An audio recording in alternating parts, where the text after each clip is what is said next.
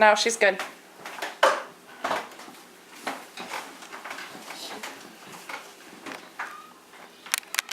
need an in surgery while we're doing this. Can we wait? Imagine you come home and you find your roommate has died. They're a young person, they're 22 to 25. It's a tragedy. But this tragedy has a happy ending. They're an organ donor. With their organ donation, they can save up to 8 lives.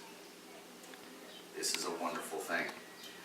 In my speech today, I'll go over what is an organ donation, how many people are on the waiting list, and finally, what organs you can donate.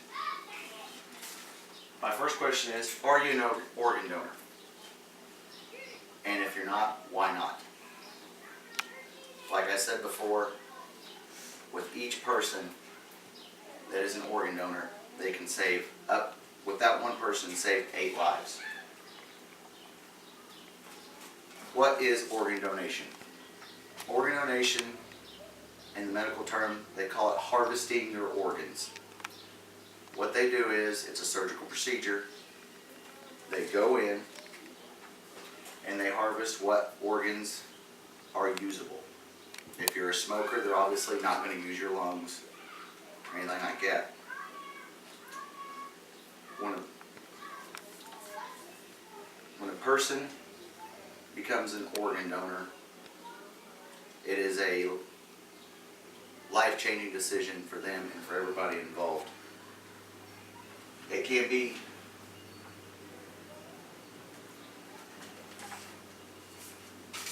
be a process that is emotional for the person and for the family involved, because I know some families don't agree with it through religious beliefs or any other personal beliefs.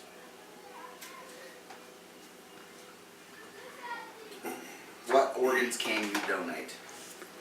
A lot of them. Almost every organ in your body can be used for donate. For a living person, you can donate while you're alive also. Say one of your family members' kidneys, both their kidneys are going bad. That could be due to diabetes or some kidney disease. You can donate a kidney to them. Part of your lung, part of your liver, and some of your intestine can also be donated. While you're deceased, after you expire, you can donate everything, up to including your eyes, your tissue for burn victims. I had a friend about 10 years ago get an explosion right on him, and he was covered 80% of his body. And through organ donation, they were able to take living skin tissue and put it on him.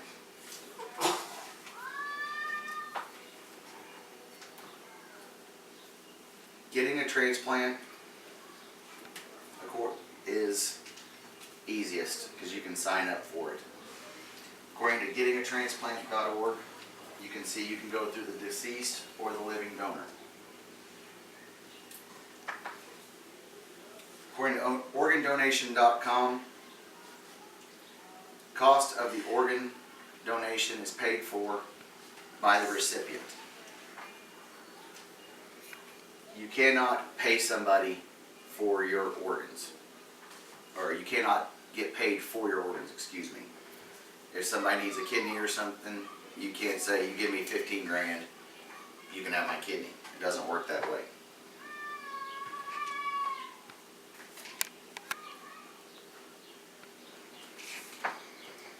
Next, I'd like to talk about how many people are on the waiting list. There are, as you can see on my PowerPoint, 123,384 people are waiting for organ donation. There are 21 people that die each day waiting on an organ. And as I said earlier, one donor can save up to 8 lives. To me, that is very unacceptable when we have that many people die each day waiting on an organ donation when it's a simple process to go through. With a lot of states, and I know my state is one of those states, you can sign up to be an organ donor through your DMV when you renew your driver's license. I'm an organ donor. My wife is an organ donor, and I know a lot of my family members are also organ donors. In my audience survey that I did before my speech, I found that most people aren't organ donors.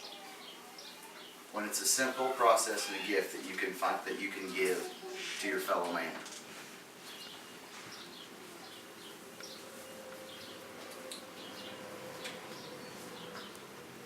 According to the Oklahoma Donor Registry, you can sign up online there too.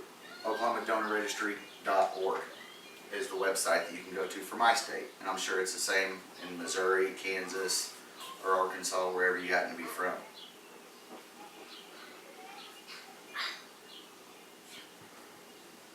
How to become an organ donor, like I said, you can register with your state, you can put it on your driver's license, you can let your family know and put it in your will when you pass on.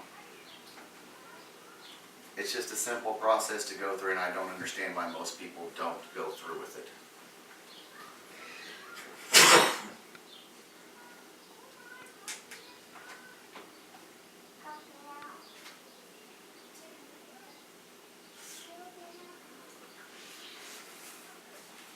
Next, I'd like to talk about what organs can be donated. I went over a little bit earlier what can. And according to the American Transplant Foundation, it's easy, as you can see here, what all you can donate. Kidney, portion of your liver, your lungs, your intestines, your pancreas. 8 people is what you can save with just yourself. And to me, that's an obvious choice to make. You're helping your fellow man or woman, depending upon who it can be.